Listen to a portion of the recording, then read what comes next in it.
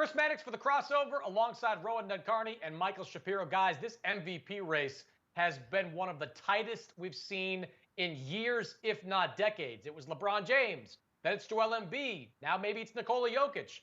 Rohan, who right now is your MVP favorite?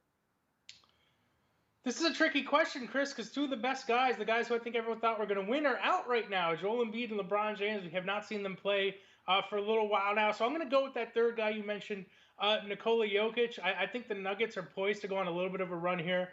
They had a little bit of a lull there at the first half of the season. You see Jokic's stats here, 27-11 and close to 9 assists a game. The field goal percentage is off the charts.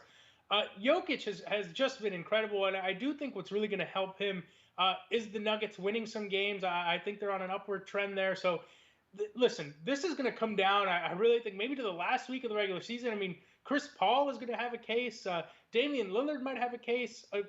Jokic almost gets it by default right now, just because he's been the best guy outside of LeBron and Embiid up until this point. But we don't know how injuries, we don't know how COVID protocols, the teams are so tightly bunched together.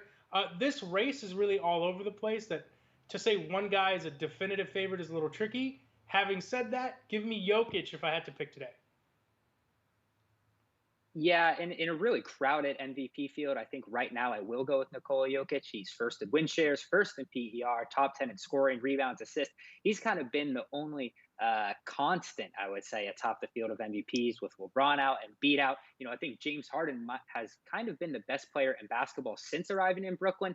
But, he had 9 really, I would say, kind of shameful games in Houston before he exited. That's basically, 1/7 of a season. Are voters going to really forgive him for that?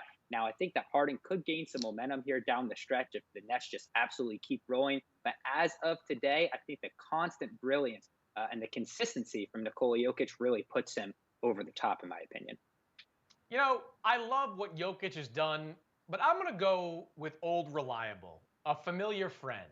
And that's Giannis Antetokounmpo, the two-time MVP, who, don't look now, but over the last couple of months has played exactly like that player or better. Now, it was a sluggish start to the season for Giannis and the Bucks. Some of that had to do with all the new faces that Milwaukee brought in, headlined by Jrue Holiday. Some of that had to do with the ripple effects of the bubble. Some of that had to do with the fact that Giannis signed that extension just weeks before the start of the season. And there was a little bit of, I think, an emotional letdown within Giannis as a result of that. But if you watch him play all season long, he has been great. And if you look at those numbers, stack them up against Joel Embiid, who was a frontrunner at one point, they're virtually identical. Throw in the fact that Giannis is once again in the running to be called the best defensive player in basketball. It's hard to make a statistical case against him. And I'll say this, Michael, if Giannis winds up on the best team in the Eastern Conference, let's say the Bucks are only a couple games back of that number 1 seed right now. If they wind up overtaking Philadelphia and Brooklyn and finishing as the number 1 seed, I don't know how you don't vote for this guy. I understand there's probably going to be some voter fatigue amongst some people out there. There are probably some people, Howard Beck, who think that maybe Giannis isn't all that deserving of being a 3-in-the-row MVP winner. But, Michael, if this guy's got the numbers and that team is the best, I just don't want to hear it. This guy deserves to be MVP. I think you make a good point in that Giannis certainly does have a good case if it's kind of a who should be the MVP. I think Giannis, yeah, he might have a pretty darn good point. But I think Howard Beck kind of touched on what's really going to be the narrative here. Are we really going to give Giannis 3 straight MVPs after 2 kind of back-to-back playoff flameouts? I think that voter fatigue is a real thing, as we've seen year after year after year. This is really more of a narrative award than anything. I kind of think it's hard to see Giannis seizing the narrative after he wins the MVP, the Bucks lose in the playoffs. He wins the MVP, the Bucks lose in the playoffs. I think the voters at this point, fair or unfair, are going to kind of make him earn it in the postseason before they're willing to let him contend for the MVP once again. Yeah, but Rohan, hold on, Ron. I'll tee you up for it. I hate this argument. I absolutely hate this argument. Beck has made it on the podcast over and over again. Michael's now quasi-making now. It drives me bleeping crazy. Voter fatigue? What are we tired of? Sitting in front of our TVs and watching games and, watching a master at work? We're looking for somebody that's better. And the idea that 3 straight MVPs should be factored into the equation or the playoffs should be factored into the equation is ridiculous. I'm all for, Rohan, the playoffs being worked into this somehow. But it's not.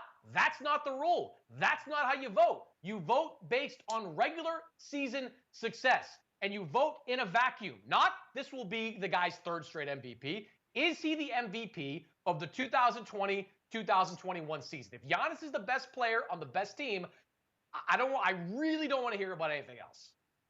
Here's what I'd say to that, Chris. I agree. I think the term voter fatigue is stupid. I do think it exists. I don't think it shouldn't, or I don't think it should, I should say. So voter fatigue, I'm tired of that term as well. Here's what I'll say about, the playoffs and Giannis. Here's the way it factors in is I think it calls into question, are they the best team in the league? Are we being fooled by their success again?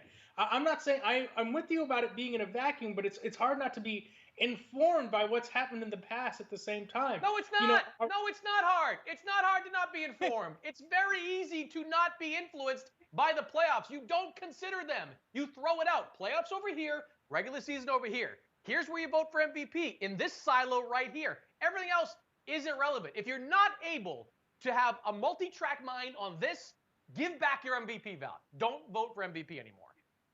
I will say that it's been unfair that he's not been in the conversation. To the degree he's been left out, people are talking about Chris Paul, or the fact that he's been ignored entirely shows that there is, I think, a problem with the way people are judging his season and judging the Bucks. He, at the very least, should by now, I think, be top 5 in voting. So to the degree to which he's been left out, I think has been a little absurd. But I don't hold it against people who feel burned by, I guess, voting for him for MVP, because I think they feel cheated a little bit by how those seasons have played out. How do you feel, Michael? I'll turn to you. I'm done with you, Rohan. How do you feel burned on what happened in the postseason last year? First of all, it was the bubble, and that changes everything in and of itself. Second, Giannis was hurt in that series. It doesn't influence necessarily how it would have ended, but he was hurt during that series. And the Bucks are a team. Oh, okay. The Bucks are a team that feeds off a home crowd as much as any team in the league. I say that objectively, not to say that's an excuse, because every team had to deal with it. But the Bucks went to the playoffs as the #1 seed. They didn't have that home court advantage. I think that contributed to their postseason flame out last year. That's it. That's the only argument against Giannis. He was putting up Shaq back in 2001 or whatever it was that Shaq won the MVP, Michael, and he was doing it as the best defensive player in basketball. This argument drives me straight up a wall that we got to be like, oh, well, he didn't do well in last postseason, so that means he can't win a third straight MVP. Well, he won 2. Do we really want to put him in the same category as the likes of Larry Bird and Bill Russell and some of these luminaries that have accomplished these great feats? Like, just vote. Vote on the best player in the NBA. It's as simple as that. Well, I think, fair or unfair, I think that the kind of idea of looking at this through a historical lens is a thing a lot of voters do. Now, you could say that these voters are being a little self-important, and I think that they might be. Yes, but I think it is a thing. Let's like, say that. Self-important voters. Self-important voters. Continue. If someone is, a 3-time MVP, when we're going to look back at this in 30, 40 years, especially 3 straight, most people would assume, okay, this guy was the for sure best player on the planet, undisputed for 3 straight years. I think that some voters, self-important or not, right, are going to say, well, I don't really want that to be the historical record if that's not actually true. When we both kind of think that LeBron James was probably still the best player in the league in those seasons. I also think there is a kind of situation where, Giannis might be going for 40 and 20 against Orlando in February. I do think the playoffs are going to inform the voters. Now, our question here wasn't who should be the MVP. It's who is the MVP favorite. I think you look at the voting body. They don't really necessarily take a objective, holistic lens of just this regular season. I think there are so many other factors involved that, I think Giannis is probably a top 3 candidate, top 4 candidate right now. Is he going to win it? I'd be really, really surprised. If you are looking at this through a historical lens, and I'm looking at you, Howard Beck, you are a nerd, and you need to get a life, and you need to listen. You make a good point about the way voting should work, Chris. I'm with you there. I do think that people maybe take too many things into account. I'm understanding of it, maybe more so than you are. I'm understanding of it.